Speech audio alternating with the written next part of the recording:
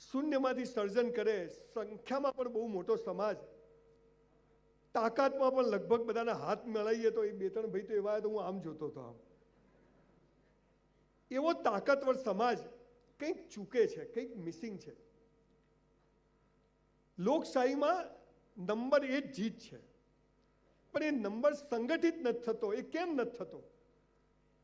લગભગ હું બહુ બધા મિત્રો મારા કોળી સમાજ, પટેલ સમાજમાં છે, લગભગ 3-4 વિભાગોમાં આખો સમાજ વેચાયેલો છે.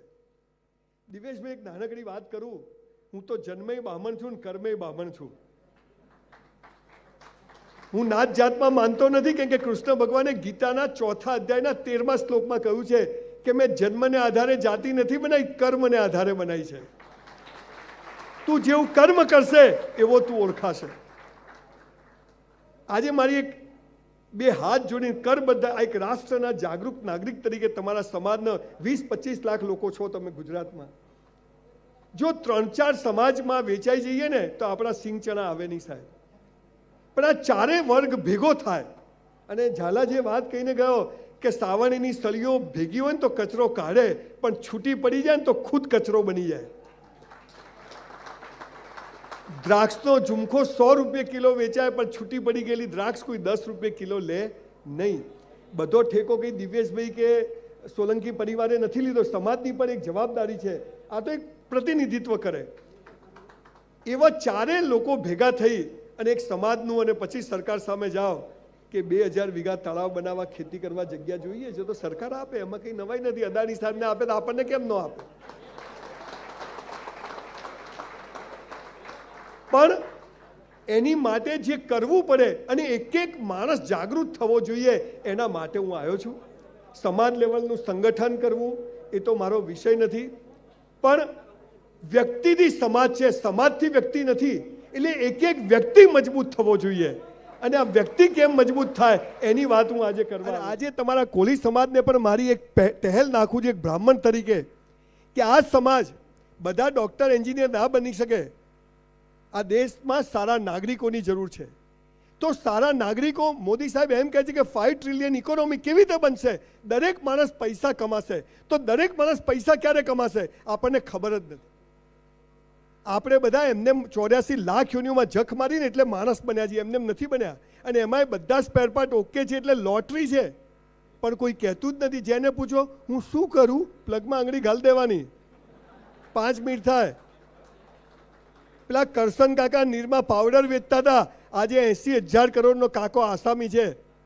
પેલા ચંદુભાઈ બાલાજી ઘરમાં બૈરા બટાકાની વેફર તળે, 3 ભાઈઓ થિયેટરમાં વેચે, 5-5 હજાર કરોડના બટાકા વેચે છે, ને આપણે હું શું કરું પ્લગમાં. ભગવાન છે ને, ભગવાન મરદની મૈયતમાં જાય પણ બાયલાની જાનમાં ના જાય, એને મરદ બનવું પડે. બધે પુરુષોત્તમભાઈ, નીરાબેન, દિવેશભાઈ નહીં આવે. જીવન શું છે કે તમને મહિના પહેલા ખબર હતી કે તમે અહીં બેસો, સાહેબ અહીં બેસે, અહીં બેસે, હું અહીં ઊભો રહીશ? ખબર હતી? કેવા બધા બેઠા છીએ. તો આ શું છે? આ સમજ પડી જાય ને તો બેડો પાર છે.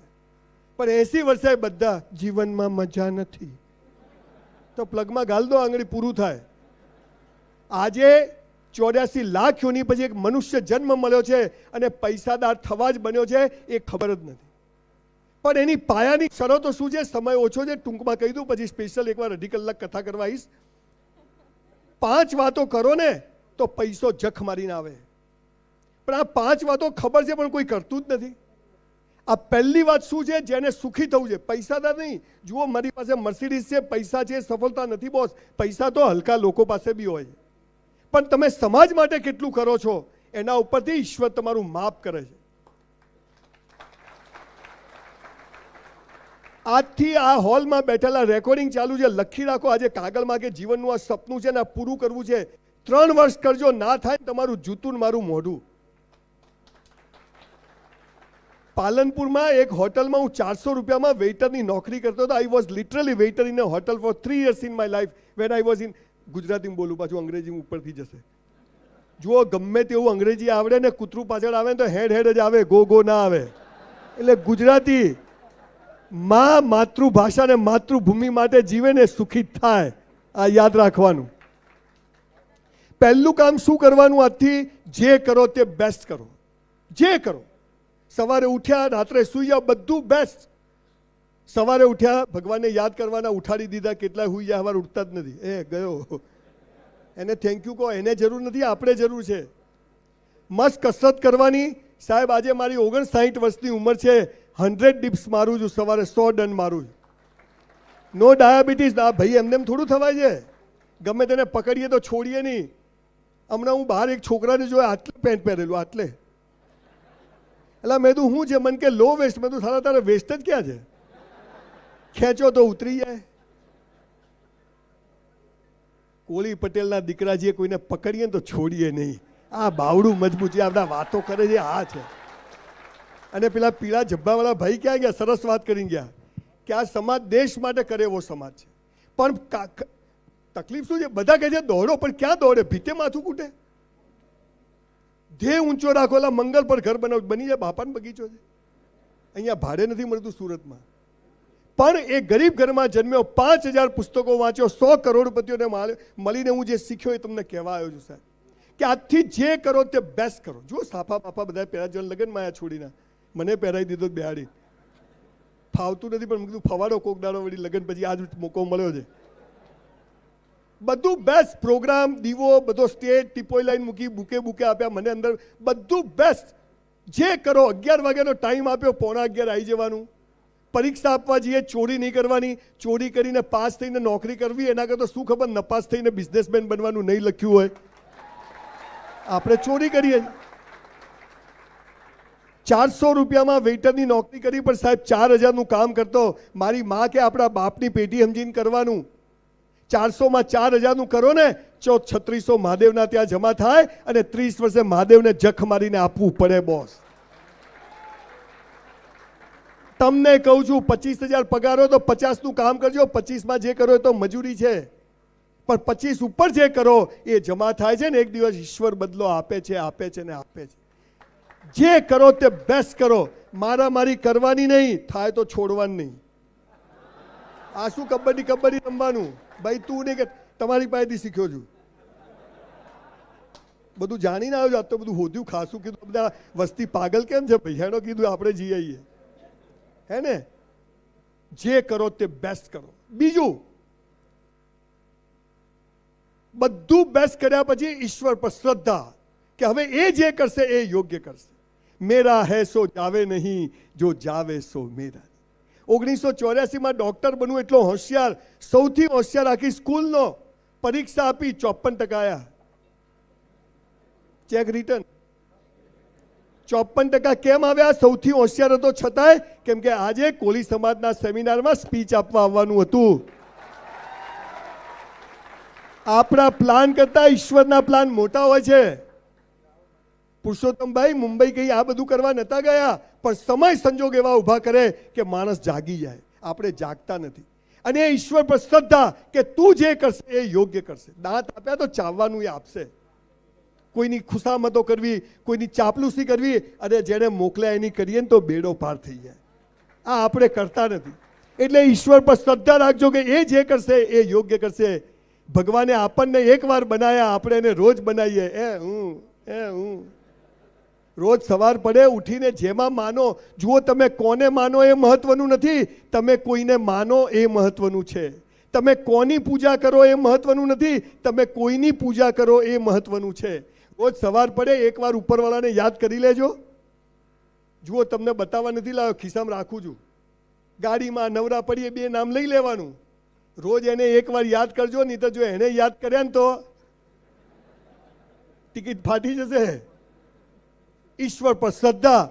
પણ આપણે તો ભિખારીઓ. પેલો ભિખારી મંદિરની બહાર ભીખ માગે, આપણે મંદિરની મૂળ તો બધા. જુઓ, બેંકમાં 1000 રૂપિયા જમા હોય અને બાપા મેનેજર હોય તો 2000 તો ચેક પાસ થાય. તો પહેલા જમા તો કરાવો. અને જમા શું છે? કુટુંબ માટે, સમાજ માટે, પરિવાર માટે જે જીવે. આ તમે જુઓ અનિલભાઈ પટેલ, આ માણસને હું પહેલી વાર ખરેખર તમને જરાય, હું એમના ઘરે ગયો, એમની મધરને મળ્યો. ખરેખર એમની મધર માટે એક જોરદાર તાળી પાડો. 2 ભાઈઓ આવા પેદા કરે. અરે એક નાનકડી વાત કહી દઉં. તમારા સુરતમાં એક છોકરીએ ક્રિકેટ છોડી દીધું, તો ટીવીમાં એની જાહેરાત આવી, રેડિયો પર, કે આ છોકરી હોશિયાર છે, ગરીબ ઘરની પર ક્રિકેટ છોડી દીધું. તે એક છોકરીએ જઈને એના માટે ક્રિકેટની કીટ આપી દીધી. તો પેલી છોકરીને નવાઈ લાગી કે મારા માટે ક્રિકેટની કીટ કોને આપી, અને એ છોકરી ક્રિકેટ રમી અને અંડર-19 ગુજરાત રમી. એ કીટ આપવાવાળી અનિલભાઈની દીકરી. આવા છોકરા આવા જ ઘેરમાં પેદા થાય. ઈશ્વર પર શ્રદ્ધા રાખજો કે એ જે કરશે એ યોગ્ય કરશે. એટલે તમારે પ્રગતિ કરવી છે, પૈસા કમાવા છે. આ દિવેલ પીધેલા હું જોઉં જેને અહીં બધા જુઓ, હાલ હસો તો કેવા ફેર એન્ડ લવલી જેવા લાગો છો. બધા એકબીજાનો હસતો ફોટો પાડી લેજો, મરી જાઓ તો મૂકવા કામ આવે. નહીં તો હીરાભાઈ કોઈ બી મરી જાય તો દિવેલ પીધેલો જોયો. ઈશ્વર પર શ્રદ્ધા રાખજો, એ જે કરશે. જો એક ગોટલી હોય ને, ગોટલી એ જમીનમાં નાખો ને તો કઈ ડાળી ક્યાં ફૂટશે ખબર હોય? તો આપણે જન્મ્યા ને એટલે ક્યાં ફૂટશું ખબર નથી, પણ એની પર શ્રદ્ધા રાખવી કે એ જે કરશે એ. અને બીજું, તમારા સમાજને એક વાત કહું, તમે તકલીફમાં છો, તમે મુસીબતમાં છો, તમારી પથારી ફરી ગઈ છે, કદી કોઈને કહેતા નહીં, કેમ કે તૂટેલા ઘરની ઈંટોય સાલા લોકો લઈ જાય છે બોસ. તૂટેલા ઘરની ઈંટોય લોકો લઈ જાય. અરે ઘી લગાવી નીકળવાનું, જલસા છે. ઈશ્વર પર શ્રદ્ધા રાખજો, એ જે કરશે યોગ્ય કરશે. અને બીજું, આ પાપ પુણ્ય ને સ્વર્ગ નરકમાં પડશો નહીં. ઉપર સ્વર્ગ છે ને સ્વર્ગમાં અપ્સરાઓ છે ને અહીંયા ઓછી છે, ઉપર બધું મળે છે, અહીંયા મળે છે. છોડો બધી વાતો. પાપ અને પુણ્ય એટલે શું? જો તમે અહીંયા કેવા સરસ તૈયાર થઈને આવ્યા છો, અને એમાંય પતિ પત્ની લગ્નમાં જાય તો કેવા તૈયાર થાય. ઘણી વાર તો મારી વાઈફને જોઈને મન થાય મારું બૈરું છે કે બીજાનું છે. અને ઘરમાં તો કામવાળી કઈ ઘરવાળી કઈ ખબર જ ના પડે. મારી વાઈફને કીધું ઘરમાં જ નવા કપડાં પહેર. મેં કીધું તું મને ગમવી જોઈએ કે ગામને ગમવી જોઈએ? પાપ અને પુણ્યની કોળી પટેલ સમાજ એક જ વ્યાખ્યા છે. જે બીજાને બતાવવા કરો ને એ બધું પાપ, અને પોતાને બતાવવા કરો ને પુણ્ય. આટલી જ વ્યાખ્યા છે.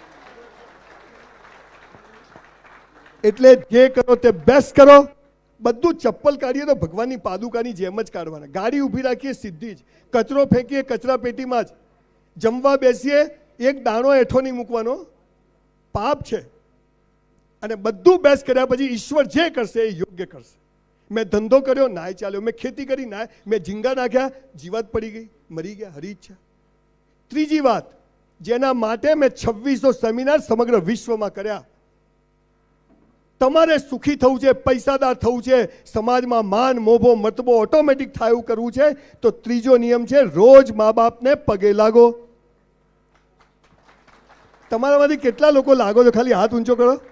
આટલા લોકો જોડે હું સેલ્ફી પડાવીશ. આમ હું 10,000 લઉં છું, પણ તમારા જોડે મફત. આ દુનિયામાં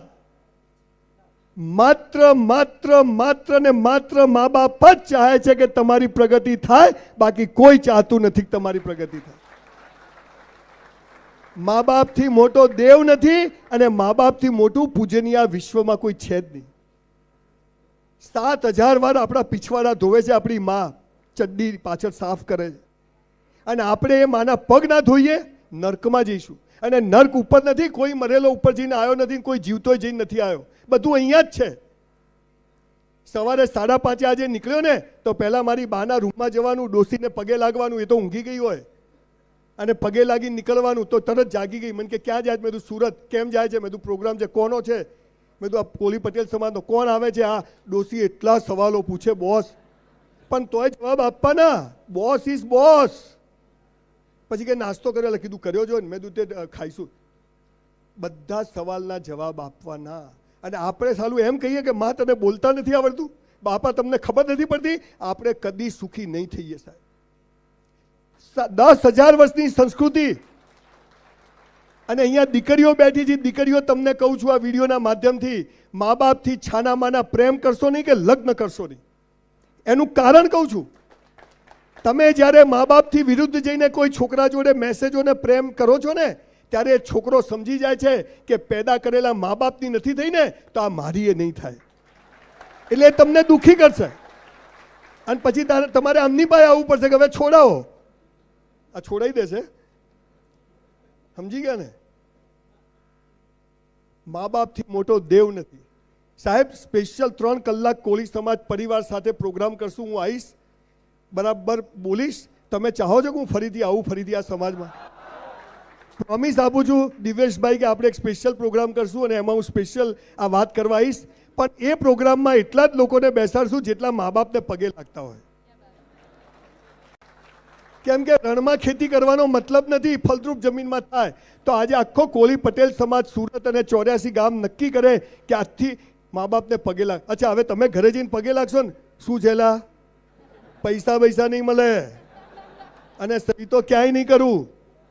સાહેબ લાગજો, જે મા બાપને ઝૂકે છે ને, દુનિયામાં સાલા કોઈના બાપની તાકાત નથી કે ઝુકાઈ શકે.